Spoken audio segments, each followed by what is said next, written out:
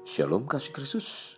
Mulai hari ini sampai satu pekan ke depan, mari kita bawa pikiran kita untuk terus berkenan bagi Tuhan. Saya percaya saat pikiran kita dipenuhi firman-Nya, akan banyak kemerdekaan dalam hidup kita. Mari tetap melekat dalam Tuhan melalui renungan hari ini, agar firman Tuhan membawa pikiran kita tidak menjadi liar.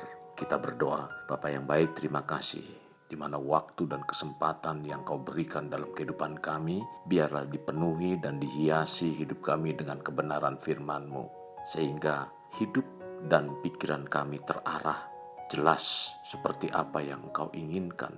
Tuhan pimpin kami, supaya jalan hidup kami menjadi jalan yang disukai oleh Engkau dan memberikan buah-buah yang baik. Terima kasih Tuhan, dalam nama Tuhan Yesus kami berdoa. Amin. Melekat dalam Tuhan bertema pikiran yang liar. Terdapat dalam Filipi pasal 4 ayat 8, demikian firman Tuhan. Jadi akhirnya saudara-saudara, semua yang benar, semua yang mulia, semua yang adil, semua yang suci, semua yang manis, semua yang sedap didengar, semua yang disebut kebajikan dan patut dipuji, pikirkanlah semuanya itu. Kekasih Kristus, keberhasilan yang kita terima dalam menjalani hidup keimanan pada Tuhan memang tidak terlepas dari pola pikir kita. Apa keterkaitannya antara keberhasilan dengan pola pikir? Keterkaitannya adalah besarnya daya tahan, semangat, mental, dan kreativitas ada pada pikiran kita. Berarti kita perlu memasukkan dan memelihara pikiran kita dengan benih-benih firman Tuhan. Bila tidak, pikiran-pikiran negatif akan masuk dan dapat menghambat untuk mengalami peningkatan dalam hidup. Kita sekarang mungkin dapat digolongkan sebagai orang percaya pada Tuhan yang cukup aktif dalam beribadah, tetapi bila isi pikiran kita hanya dipenuhi hal-hal yang negatif, atau berpikir rendah dalam menilai dirinya sendiri, bahkan sering berkata, siapa sih saya ini?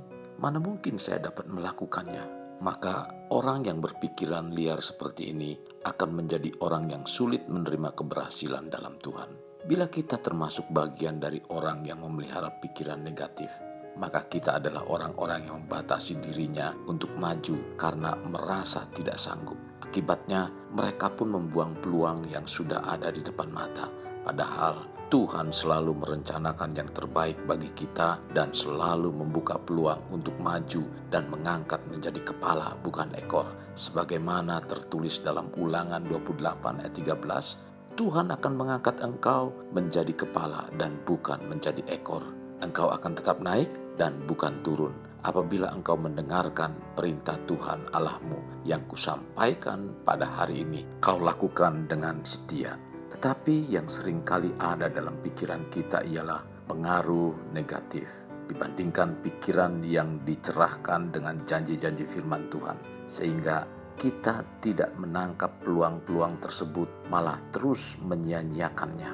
Mari jangan biarkan pikiran-pikiran kita berjalan liar tanpa terkendali, karena itu bisa sangat berbahaya, karena akan membawa menjadi pribadi yang tidak berkenan bagi Tuhan, bahkan membuat kerohanian kita berjalan mundur. Mengapa kekasih Kristus jangan berpikir yang negatif? Karena jika kita memilih untuk memikirkan hal buruk, maka keburukan terjadi. Jika memikirkan ketakutan, maka yang menakutkan akan menimpanya. Apa yang dicemaskan, itulah yang akan mendatanginya. Kekhawatiran mengakibatkan hidup ini menjadi tidak tenang dan tidak tentram.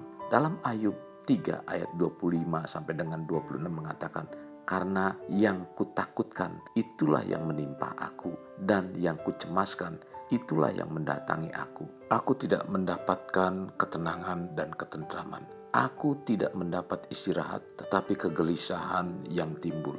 Dalam Matius 6 ayat 25 sampai dengan 34, Yesus mengajarkan kepada kita untuk tidak khawatir tentang apapun juga. Mengapa tidak berkhawatir?